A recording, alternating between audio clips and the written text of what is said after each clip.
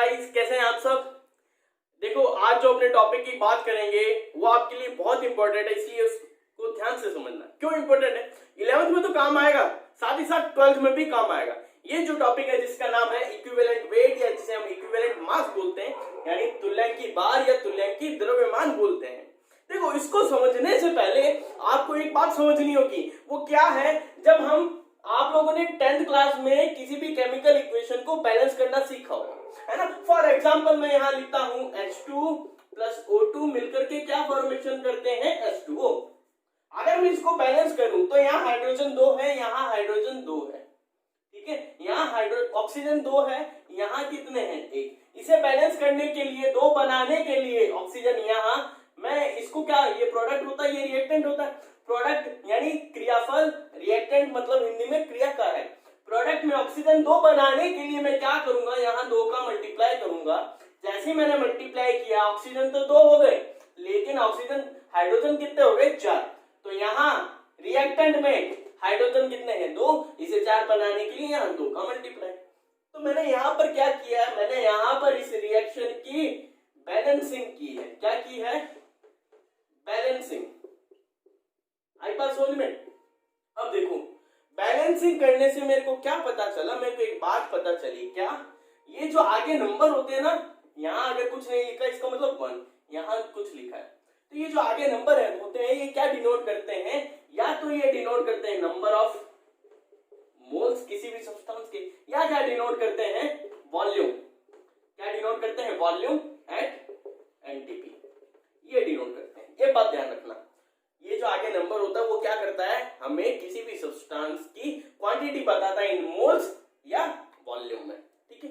अब सुनो, यहाँ पर मैंने क्या किया? इस रिएक्शन को समझने के लिए मैंने इसे बैलेंस किया। बैलेंस करने के बाद मुझे यह पता चला कि जब 2 मोल हाइड्रोजन गैस के और 1 मोल ऑक्सीजन गैस का आपस में क्या करते हैं? रिएक्ट करते हैं, कंबाइन होते हैं, तो 2 मोल वाटर का फॉर्मेशन करते हैं। क्या? 2 मोल वाटर का फॉर्मेशन। अगर मैं यहाँ बैलेंस ना करता, सुनना इसको, अगर मैं यहाँ बैलेंस ना करता इक्वेशन को, क्या मुझे पता लगता क्या कि कितने हाइड्रोजन कितने ऑक्सीजन के साथ रिएक्ट करके वाटर का फॉर्मेशन करेंगे? इसी समस्या से निपटने के लिए, इसी समस्या क्या है यहाँ?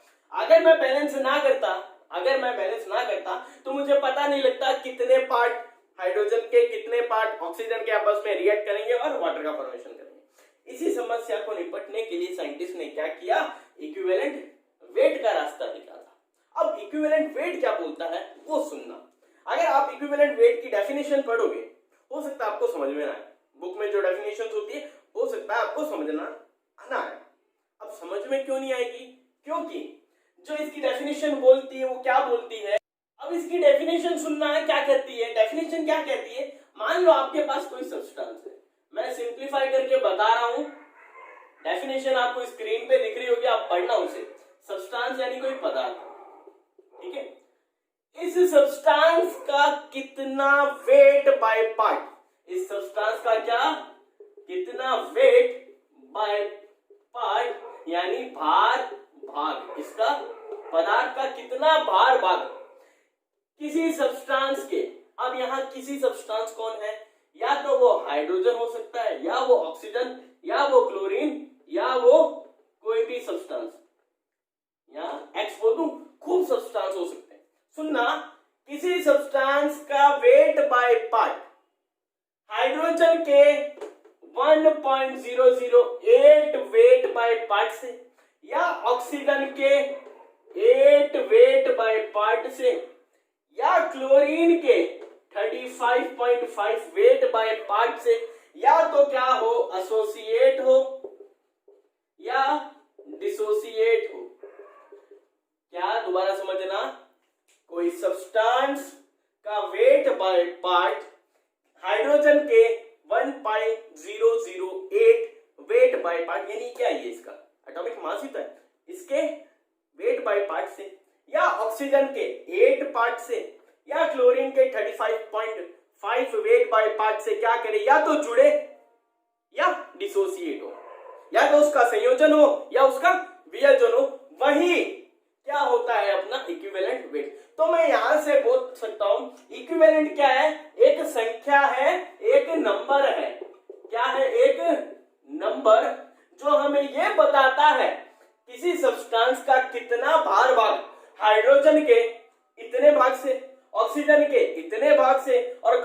के इतने भाग से क्या आया, संयोजित हो या वियोजित, यहाँ पर कोई और भी एलिमेंट आ सकता है, उसका वेट बाय पार्ट ले सकते हैं। तो ये डेफिनेशन थी। अब यहाँ पर सुनना, ये नंबर ये कैसे आए, ये हम इतना ही क्यों ले रहे हैं? ऑक्सीजन का हमें पता है एटॉमिक वेट कितना होता है 16, हाइड्रोजन का होता तो वैसे 1 ही है, लेकिन 1.008 लिखते हैं। चलो ये मान लिया, इसका जो एटॉमिक वेट है वो हमने लिख दिया। लेकिन ऑक्सीजन का देखो, एटॉमिक मास जो ऑक्सीजन का होता है भाई साहब 16 होता है, यहाँ 8 क्यों लिखा है? तो ये कहानी समझना, ये आपको डेफिनेशन आ गई। अब देखो यहां से एक और डेफिनेशन निकलती है ग्राम इक्विवेलेंट वेट की। ग्राम इक्विवेलेंट क्या कहता है? किसी भी सब्सटेंस का मास ऑफ एनी सब्सटेंस और उसके इक्विवेलेंट मास का जो रेशो होता है वही क्या होता है? ग्राम इक्विवेलेंट वेट, यानी ग्राम तुल्यांकी भार। बस ये डेफिनेशन ध्यान रखना, ग्राम इक्विवेलेंट वेट क्या होता है? किसी भी सब्सटेंस का मास अपॉन उसका इक्विवेलेंट मास। अब सारी कहानी जो है वो किसकी है? इसकी इक्विवेलेंट मास, या जिसको हम क्या बोलते हैं इक्विवेलेंट वेट, ये क्या होता है? अब इसी पे डिपेंडेंट आपने क्या पढ़ी? डेफिनेशन पढ़ी। अब इसको समझते हैं और गहराई में कि एक्चुअली ये यहां पर 8 मैंने लिखा है, ये क्यों लिखा है। ठीक है, तो अब देखो, अब अगर इक्विवेलेंट मास की बात करूं तो अब सुनना, इक्विवेलेंट मास कैसे डिफाइन होता है? किसी भी सब्सटेंस का मोलर मास, यानी जो मोलर द्रव्यमान है किसी भी पदार्थ का, वो ले लो, अपॉन क्या करो? एक फैक्टर जिसको अपने क्या बोलते हैं? Valency factor. क्या बोलते हैं? वैलेंसी फैक्टर, या हम इसे बोलते हैं एन फैक्टर। क्या बोलते हैं? N factor. उससे अगर मैं डिवाइड करूं तो उस सब्सटेंस का मेरे को क्या मिल जाएगा? इक्विवेलेंट मास मिल जाएगा, तुल्यांकी भार या तुल्यांकी द्रव्यमान। हिंदी में इसको बोलते हैं मोलर द्रव्यमान, मोलर द्रव्यमान बटे संयोजकता गुणांक। तो अब देखो, मोलर मास आपको पता रहता है हर सब्सटेंस का, है ना? जैसे मैंने पूछा ऑक्सीजन का मोलर मास, तो आप बोलोगे 16। मैंने पूछा क्लोरीन का, आप बोलोगे 35.5। मैंने पूछा नाइट्रोजन का, आप बोलोगे 14, है ना? लेकिन यहां पर इसकी कहानी आती है, वैलेंसी फैक्टर क्या होता है? तो ये देखो, अलग अलग स्पीसीज के लिए क्या होता है, अलग अलग सब्सटेंस के लिए क्या होता है, अलग अलग होता है। अब मैं कहानी की बात करूंगा वैलेंसी फैक्टर, जिसके ऊपर क्या टिका है? इक्विवेलेंट मास टिका है। इसकी हेल्प से हम क्या बता पाएंगे? जो हमने रिएक्शन लिखी 2 + O2 मिलकर के क्या बनाते हैं? H2। ठीक है, अब यहां पर ये तो चलो सिंपल सी रिएक्शन थी, यहां पर क्या होती है? खूब सारी बड़ी बड़ी रिएक्शंस होती है ना, जो हम बैलेंस नहीं कर सकते, हमसे बैलेंस नहीं होती, हमसे दिक्कत होती है। अब बैलेंस हम क्यों करते हैं? हम ये पता लगाने के लिए बैलेंस करते हैं किसी भी रिएक्शन को, ताकि हमें ये मालूम हो सके किसी सब्सटेंस का कितना पार्ट किसी दूसरे सब्सटेंस से कितने पार्ट से रिएक्ट करे, और एक नया जो प्रोडक्ट बन रहा है वो कितना बन रहा है। यानी क्वांटिटी पता चलती है हमें, जो प्रोडक्ट बनता है उसकी क्या पता चलती है? क्वांटिटी पता चलती है। अगर रिएक्शन खूब सारी बड़ी बड़ी रिएक्शन हो तो बैलेंसिंग करते करते क्या हो जाओगे? थक जाओगे। इसीलिए इसको नेग्लेक्ट करते हुए उन लोगों ने इक्विवेलेंट मास का कंसेप्ट निकाला। अब इस इक्विवेलेंट मास के कंसेप्ट से हमें क्या पता चलता है? फॉर एग्जांपल, यहां पर मैंने आपको एक बात बोली थी, ऑक्सीजन का एटॉमिक मास देखो कितना होता है? 16। लेकिन यहां पर मैंने क्या लिखा है?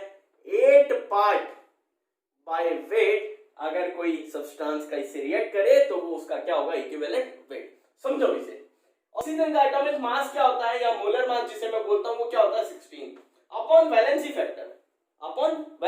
देखो वैलेंसी फैक्टर मैं यहाँ अभी करवाऊंगा, लेकिन मैं यहाँ पर अगर बात करूं ऑक्सीजन का जो वैलेंसी फैक्टर, यानी उसकी जो वैलेंसी होती है, ऑक्सीजन पे चार्ज देखो क्या होता है? O-2। तो इसका वैलेंसी फैक्टर कितना हुआ? जितना इस पे चार्ज, वो क्या होता है? 2। तो यहाँ कैंसिल हुआ, तो इक्विवेलेंट मास क्या आया? 8। इसलिए मैंने लिखा कि भाई ऑक्सीजन के 8 पार्ट बाय वेट से अगर कोई सब्सटेंस रिएक्ट करता है तो जितने part by weight, for example ये एक सब्सटेंस 8 पार्ट ऑक्सीजन से रिएक्ट कर रहा है, तो इसका जितना पार्ट, इस सब्सटेंस का जितना पार्ट इस ऑक्सीजन से 8 पार्ट से अगर रिएक्शन करेगा, वही क्या होगा? अपना इक्विवेलेंट वेट होगा। आपको सिर्फ वैलेंसी फैक्टर जानने हैं अलग अलग सब्सटेंस के लिए, ठीक है। अब देखो बात करते हैं वैलेंसी फैक्टर या एन फैक्टर की, जिसे हम हिंदी में क्या बोलते हैं, संयोजकता गुणांक बोलते हैं। एक्चुअली क्या होगा, हमारे पास अलग अलग स्पीसीज होगी, अलग अलग क्या होगी, स्पीसीज, यानी अलग अलग टाइप के सब्सटेंस होंगे। अब वो सब्सटेंस ये स्पीसीज क्या क्या हो सकती है, या तो वो एटम हो सकता है, क्या हो सकता है, एटम हो सकता है, या क्या हो सकता है, कोई आयन हो सकता है, क्या हो सकता है, कोई आयन, या वो पॉलीएटॉमिक आयन हो सकता है, क्या हो सकता है, पॉलीएटॉमिक आयन हो सकता है, या वो एसिड हो सकता है, या वो बेस हो सकता है, या वो साल्ट हो सकता है। तो इन सब की जो वैलेंसी फैक्टर या एन फैक्टर होते हैं वो अलग अलग तरीकों से निकलते हैं, जो संयोजकता गुणांक होते हैं वो अलग अलग होंगे, लेकिन जो बेस है वो क्या रहेगी, सिर्फ संयोजकता यानी जो वैलेंसी रहेगी, ठीक है। तो आप लोगों ने मेरे बेसिक वाले लेक्चर्स में ये देखा होगा कि किसी सब्सटेंस की जो वैलेंसी होती है वो क्या क्या होती है, वहां पर आप लोगों ने समझी थी। यहां पर थोड़ा बहुत और समझते हैं। देखो जो एटम होते हैं, एटम के लिए, यानी एटम किसका होगा, किसी भी एलिमेंट यानी तत्व का होगा, ठीक है। अब उस तत्व का जो परमाणु है उसके लिए वैलेंसी फैक्टर संयोजकता गुणांक कैसे निकालोगे आप लोग ये देखोगे, कोई भी एटम, चाहे वो ऑक्सीजन हो, चाहे वो नाइट्रोजन हो, कोई भी एटम, जैसे पीरियोडिक टेबल में क्या होता है, पीरियोडिक टेबल तो पढ़ी है ना आपने, सभी एलिमेंट याद है कौन से पीरियड में कौन कौन सा एलिमेंट होता है। फॉर एग्जांपल जैसे इसका ग्रुप नंबर क्या है, इस ब्लॉक का 1, इसका 2, फिर इधर आओगे 13 से लोगे 3 4 5 6 7 8, है ना। जो ग्रुप नंबर होता है वो हमें क्या शो करता है, वो हमें शो करता है उसमें कितने वैलेंस इलेक्ट्रॉन है, ठीक है। तो यहाँ पर ये अगर मैं देखूं ग्रुप, इस ग्रुप में कौन कौन है, हाइड्रोजन है, लिथियम है, या मैं ऐसे लिखूं क्या, एलिना की, है ना। ये जो ग्रुप नंबर है पहला है, तो इसके लिए जो वैलेंसी होगी वो क्या होगी, +1, क्योंकि मेटल है, मेटल की हमेशा क्या होती है, +1, हाइड्रोजन एक्सेप्शन है, नॉन मेटल है। उसके बाद सेकंड वो होता है बेटा मांगे कार स्कूटर बाप रे, ठीक है। ये बस इतने एलिमेंट याद रखो, इनकी वैलेंसी होती है +2। फिर यहाँ होता है बैंगन आलू गाजर इन थैला, बैंगन आलू गाजर इन थैला, इतना याद रखो, इनकी होती है वैलेंसी +3। फिर यहाँ से यहाँ गए, यहाँ आता है कार्बन, कार्बन की होती है, फिर काशी गए शंकर प्रभु पूरा आता है, तो इनकी वैलेंसी होती है +4। फिर आगे चले नाइट्रोजन, फास्फोरस, आर्सेनिक, ये लिया तो मेरे को पता है इनकी वैलेंसी क्या होती है, -3। फिर नेक्स्ट ग्रुप कौन होता है अपना, ऑक्सीजन सल्फर वाला, इनकी वैलेंसी होती है -2। फिर होता है हैलोजन वाला, फ्लोरीन, क्लोरीन, ब्रोमीन, आयोडीन, इनकी वैलेंसी होती है -1। देखो ये जो ग्रुप्स है ना, इनकी सबकी वैलेंसी ये रहती है। अगर आपको इनका वैलेंसी फैक्टर देखना है, क्या करना, इनकी जो संयोजकता, इनकी जो वैलेंसी है वही इनका क्या होता है, वैलेंसी फैक्टर। यानी इन स्पीसीज का जो एटम या कोई परमाणु होता है उनका वैलेंसी फैक्टर अगर आपको देखना है तो इनकी क्या होगी, जो वैलेंसी होगी वही क्या है, इनका वैलेंसी फैक्टर या एन फैक्टर। अब आपको मैं यहां से बोलूं कि इक्विवेलेंट मास निकालो किसी एटम का, तो आप क्या करोगे, मान लो मैंने आपको बोला यहां पर कैल्शियम, ठीक है, मैंने बोला कैल्शियम का आप क्या निकालो, इक्विवेलेंट मास निकालो। तो इक्विवेलेंट मास निकालने के लिए क्या चाहिए होता है, मोलर मास, कैल्शियम का मोलर मास 40 अपॉन इसका वैलेंसी फैक्टर। अब ये क्या है, एक एटम है, कोई परमाणु है, तो परमाणु का मैंने क्या बताया अभी, जो वैलेंसी फैक्टर होता है वो उसकी क्या होती है, वैलेंसी होती है। अब इसकी वैलेंसी क्या है, कैल्शियम की +2 होती है, तो यहाँ प्लस माइनस कुछ नहीं लेना, सिर्फ नंबर लेना है, वो क्या है 2, तो इसको 2 से डिवाइड करो तो कितना आएगा 20। यानी कैल्शियम का जो इक्विवेलेंट मास होता है वो कितना होता है 20। आई बात समझ में, अब कहानी धीरे धीरे समझ में आ जानी चाहिए। इक्विवेलेंट मास क्या है, it is just a number which define how much quantity of a substance react with another substance in terms of equivalent weight, ठीक है।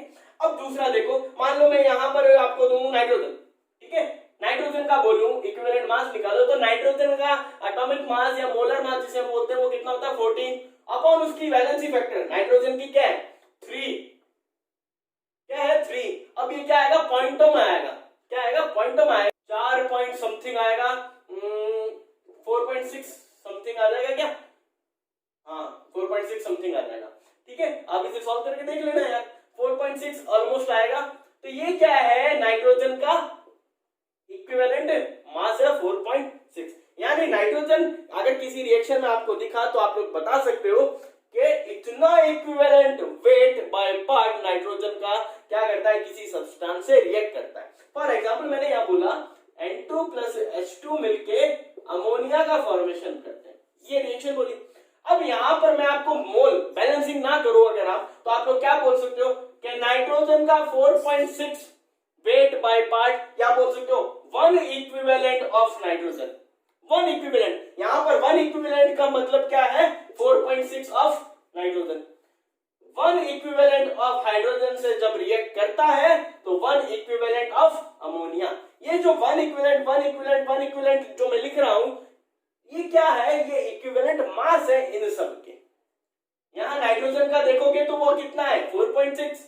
हाइड्रोजन का देखोगे तो कितना आएगा, 1.008 जो हमने बताया था पहले। इसी तरह ये मिल करके क्या बनाते हैं, 1 इक्विवेलेंट ऑफ अमोनिया का फॉर्मेशन करते हैं। यहां पर इस तरीके से हमें इक्विवेलेंट मास काम आता है। बिना बैलेंसिंग किए हुए हम बता सकते हैं कि भाई साहब किसी रिएक्शन में किसी सब्सटेंस का कितना पार्ट रिएक्ट कर रहा है, कितना नहीं। आपको जो कहानी समझनी है वो ये समझनी है सिर्फ, ठीक है।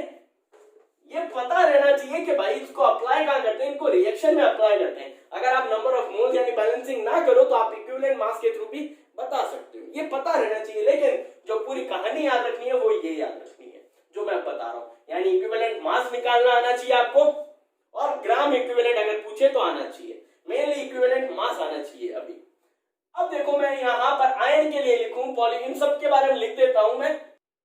अब देखो गाइस, टाइम बचाने के लिए मैंने यहाँ ये पूरा लिख दिया है, अब समझाता हूँ आपको। देखो आयन की अगर मैं बात करूं, जितने भी आयन होते हैं उनका अगर आपको क्या निकालना हो, संयोजकता गुणांक यानी वैलेंसी फैक्टर निकालना हो, तो होगा क्या, उस पर जो चार्ज होगा, उस आयन पे जो चार्ज, जैसे Fe आयन की बात करूं तो इस पर +2 चार्ज होता है, तो इसका जो वैलेंसी फैक्टर वो कितना होगा, 2। Fe+3 आयन का 3 वैलेंसी फैक्टर, कार्बोनेट आयन का 2, सल्फेट आयन का 2 और हाइड्रोजन कार्बोनेट आयन का 1। ये सब इनके क्या होते हैं, वैलेंसी फैक्टर। यानी जितना इन पर चार्ज होगा, जितना इन पर आवेश होगा आयंस के लिए, वही उसका क्या होगा, वैलेंसी फैक्टर यानी संयोजकता गुणांक। यही मैं अगर बात करूं पॉलीएटॉमिक मॉलिक्यूल्स, पॉलीएटॉमिक मॉलिक्यूल्स मतलब ये वाले, इनका अगर आपको क्या निकालना हो, वैलेंसी फैक्टर निकालना हो, तो समझना जो पॉलीएटॉमिक आयंस होते हैं, जो पॉलीएटॉमिक आयंस होते हैं वो बनते किससे, सिंपल आयन से बनते हैं। अगर मान लो मेरे पास क्लोराइड आयन है एक, अगर एक और क्लोराइड आयन को इससे जोड़ दूं तो क्या बनेगा, Cl2 बनेगा। ये हम समझते हैं, है ना, इतना बेसिक तो आपको 10th क्लास में पढ़ा होगा। जब एक क्लोराइड और एक क्लोराइड आयन आपस में जुड़ते हैं तो क्या बनता है, पॉलीएटॉमिक आयन बनता है। कौन सा पॉलीएटॉमिक आयन, क्या पॉलीएटॉमिक मॉलिक्यूल बनता है, क्लोरीन, ठीक है। तो यहां पर क्लोरीन का अगर मेरे को वैलेंसी फैक्टर निकालना है तो मैं क्या करूंगा, मैं ये देखूंगा क्लोरीन में कितने क्लोराइड आयन है, तो मेरे को पता लगा 2। एक पर कितना होता है चार्ज, -1। टोटल कितने हैं, टोटल कितने हैं, 2 क्लोराइड इस क्लोरीन के एक मॉलिक्यूल में। तो यहां पर जो टोटल चार्ज हो जाएगा वही अपना क्या होगी, वैलेंसी। यानी जो उसकी वैलेंसी होगी इस मॉलिक्यूल में, उनको क्या कर दूं, ऐड कर दूं। यानी एक क्लोराइड है उसकी -1, दूसरा क्लोराइड -1, दोनों को ऐड किया तो क्या आएगा, 2 आएगा, वही अपना क्या है, वैलेंसी फैक्टर। इसी तरह ऑक्सीजन में देखो, ऑक्सीजन पे क्या होता है चार्ज, ऑक्सीजन -2 होता है। कितने ऑक्सीजन है, 2, तो 2 + 2 कितना हो गया, 4 वैलेंसी फैक्टर। नाइट्रोजन, एक नाइट्रोजन पे 3 होता है चार्ज, यानी वैलेंसी 3 होती है। कितने नाइट्रोजन है, 2, तो क्या करोगे, 3 + 3 कितने हुए, 6। ऑक्सीजन फिर आ गया तो 2 + 2 + 2 कितना हुआ इसका, वैलेंसी फैक्टर 6। हाइड्रोजन पे क्या होता है, +1 होता है। कितने हाइड्रोजन है, 2, तो 1 + 1 कितने। यहाँ माइनस प्लस से कोई मतलब नहीं है, अपने को जोड़ना है, अपने को क्या करना है, सिर्फ ऐड करना है। ये माइनस प्लस से कोई मतलब नहीं है, ठीक है। फिर अगर एसिड की बात करें, एसिड का VF कैसे निकालोगे, एन फैक्टर कैसे निकालोगे, हमें क्या देखना है, हमें ये देखना है कोई भी एसिड क्या होता है जब वाटर में डिसॉल्व होता है, एक्वस सॉल्यूशन में डिसॉल्व होता है, तो कितने हाइड्रोजन आयन वो देता है घुलने पर, कैसे डिसोसिएट होता है और कितने हाइड्रोजन आयन हमें देता है, वही अपना क्या होगा, वैलेंसी फैक्टर होगा। यहां पर ये जो जितने हाइड्रोजन आयन डोनेट करता है, इसे हम दूसरी टर्म एक भाषा में और बोलते हैं, हम बोलते हैं एसिड की बेसिसिटी। क्या बोलते हैं, एसिड की बेसिसिटी। और बेस उसके लिए क्या बोलेंगे, उसकी एसिडिटी। ठीक है, तो ये वर्ड भी ध्यान रखना। अभी हम ध्यान रखें, अगर एसिड की अगर आपको वैलेंसी फैक्टर संयोजकता गुणांक निकालना है तो कैसे निकालोगे, आप लोग देखोगे वो एसिड कितने हाइड्रोजन आयन डोनेट करेगा अगर पानी में डिसॉल्व होगा। अगर HCl को डिसॉल्व करूं तो 1 हाइड्रोजन आयन देगा जिसका वैलेंसी फैक्टर 1। सल्फ्यूरिक एसिड को करूं तो 2 हाइड्रोजन देगा, ऑब्वियस सी बात है। एसिडिक एसिड को करूं तो देखो ये एसिड टूटता है plus minus, H plus Cl minus, ये कैसे टूटता है H प्लस और सल्फेट माइनस, ये कैसे टूटता है acetate ion plus, sorry acetate ion minus और ये प्लस, ऐसे टूटता है। अब यहां पर ये जो एसिड लिखे मैंने 4, इनके आपको याद रखने, इनके आपको वैलेंसी फैक्टर याद रखने, इनका रीजन आप आगे 11th क्लास में पढ़ोगे। मैं अभी नहीं बताऊंगा क्योंकि अभी आपको समझ में नहीं आएगा, लेकिन जब आप 2-3 चैप्टर कर लोगे तब आपको समझ में आ जाएगा। मैं बताऊंगा उस समय कि मैंने यहाँ पर ये क्यों लिखा है इसका। अगर यहाँ पे लिखूं तो इसका वैलेंसी फैक्टर 1 होता है। देखो नोट्स में ना वैसे ये सब कुछ लिखा हुआ है, अभी सिर्फ यहाँ पे समझो हर चीज का मतलब क्या है, नोट्स में सब कुछ लिखा हुआ है। यहाँ पर मैं अगर लिखूं जो H3PO3 एसिड होता है उसका वो एक ही हाइड्रोजन आयन डोनेट करता है, ठीक है, तो इसलिए इसका वैलेंसी फैक्टर 1।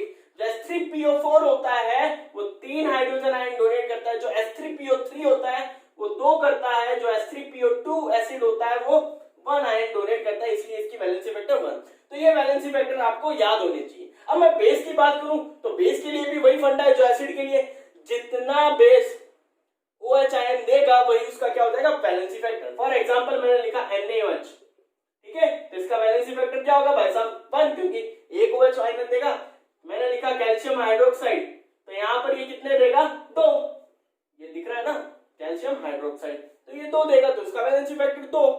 अब मैं अगर किसी सॉल्ट की बात करूं, देखो सॉल्ट के लिए वैलेंसी फैक्टर कैसे निकालोगे, जो साल्ट पे टोटल चार्ज होगा, टोटल चार्ज का मतलब समझना, मैंने यहां लिखा NaCl, तो मैं ये देखूंगा यहां पर टोटल चार्ज कितना है, किसी एक आयन पे टोटल चार्ज कितना है प्लस और ये माइनस, ये कितना होता +1 ये -1, तो यहां पर किसी भी एक आयन को उठा लो पॉजिटिव, मैंने पॉजिटिव का उठाया।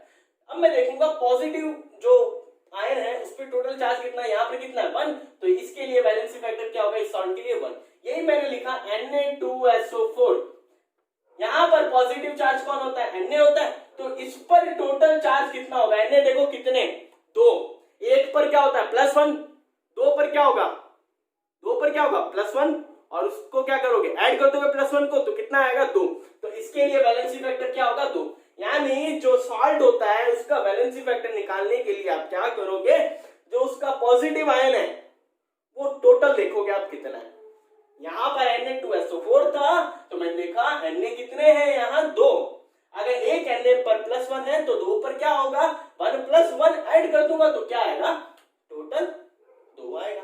इसी तरह से मैं Al2SO4 का होल थ्राइस यानी एल्यूमिनियम सल्फेट, ये 3 है, ठीक है, इस पर अगर मैं वैलेंसी फैक्टर की बात करूं इसका कैसे निकालोगे, तो आप देखोगे एल्यूमिनियम यानी ये पॉजिटिव होता है, कितना होता है +3, तो यहां पर एल्यूमिनियम पर टोटल पॉजिटिव चार्ज कितना है, तो निकालो एक एल्यूमिनियम पर कितना है +3 का है, 2 एल्यूमिनियम है अपने पास यहां, तो क्या कर दोगे +3 फिर +3 यानी ऐड कर दोगे, तो क्या आएगा इसका VF, इसका VF आएगा 6। इस तरीके से हम क्या करते हैं इन सब्सटेंस का VF निकाल करके किसी का भी इक्विवेलेंट मास फाइंड कर सकते हैं।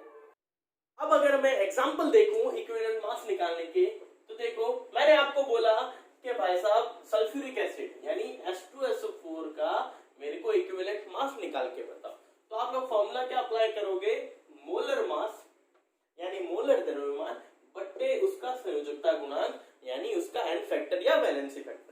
वैलेंसी फैक्टर देखो, वैलेंसी फैक्टर मैंने अभी आपको बताया क्या है, ये सब्सटेंस क्या है, एसिड है, बेस है, ये साल्ट है, तो आपको दिखा कि भाई साहब ये तो एसिड है यानी अम्ल है, अम्ल है तो ये देखो ये कितने हाइड्रोजन आयन डोनेट करेगा, तो ये डोनेट करेगा 2, तो इसका वैलेंसी फैक्टर क्या हो गया 2। अब इसका मोलर मास, मोलर मास अगर मैं निकालूं तो हाइड्रोजन कितने हैं 2 प्लस सल्फर कितना है 1, एक का क्या होता है 32, ऑक्सीजन कितने हैं 4, एक ऑक्सीजन का 16, 16 चौके 64, इन सबको ऐड करोगे तो आपके पास 98 आएगा, यही आएगा 4 4 8 और ये 9 है ना 98 आया, यानी 98 अपॉन क्या कर दोगे वैलेंसी फैक्टर 2, इसको सॉल्व करो करोगे तो आपके पास क्या आएगा, 2 चौके 8, 2 निम 18, 49, यानी सल्फ्यूरिक एसिड का इक्विवेलेंट मास क्या होता है 49। इसी तरीके से दूसरा एग्जांपल अगर मैं लूं, मान लो इसमें से मैंने लिया नाइट्रोजन का, ठीक है।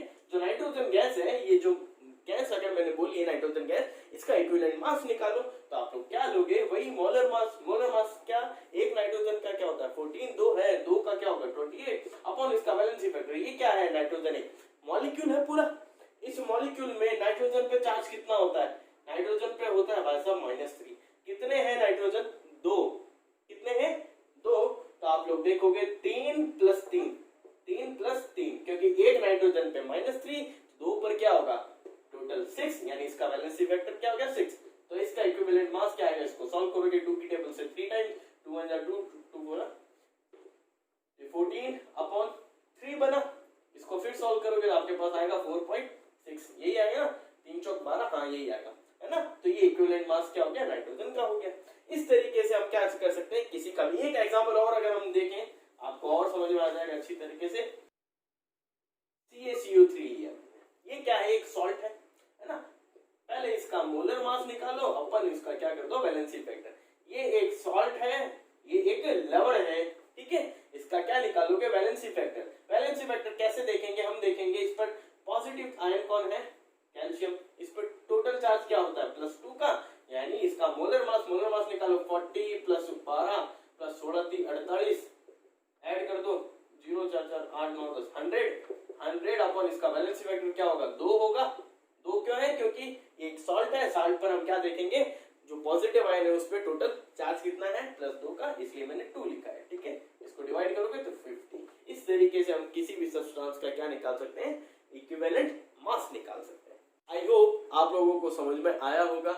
अब हम नेक्स्ट लेक्चर में बात करेंगे सॉल्यूशन की कंसंट्रेशन टर्म्स की। जो सॉल्यूशंस होते हैं हमारे पास, कुछ भी solution is the mixture of 2 substances, यही हमने पढ़ा था, है ना। स्टार्टिंग में मैंने आपको बेसिक में करवाया था। अब हम बात करेंगे उनकी कुछ कंसंट्रेशन टर्म्स की नेक्स्ट लेक्चर में, ठीक है। तब तक के लिए